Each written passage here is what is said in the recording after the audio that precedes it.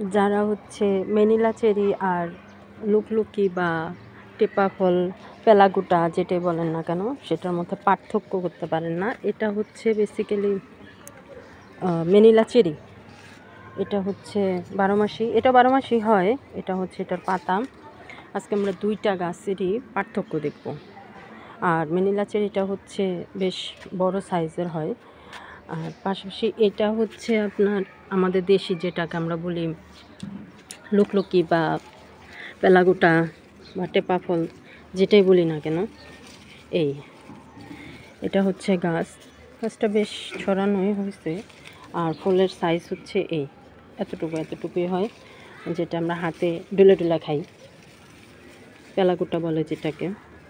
এটাও 12 মাসই হয়। স্বাদ অনেকটা সেমই দুইটার, তবে পার্থক্য শুধু এক জায়গায়। এটা হইতেছে সাইজে ছোট, মার্বেল আকৃতির, আর ওইটা কী বলে, ম্যানিলা চেরিটা একটা পমপম বলের মতো হয়।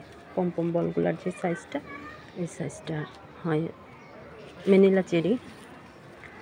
এটা হচ্ছে লুকলুকি বা টেপা ফল বা কক্সবাজারের অনেক জনপ্রিয় একটা ফল। পেলাগোটা বলে আমাদের এই সাইডে, গাজীপুর থেকে শুরু করে ঢাকার একটা অংশে এটারে পেলাগোটা বলে।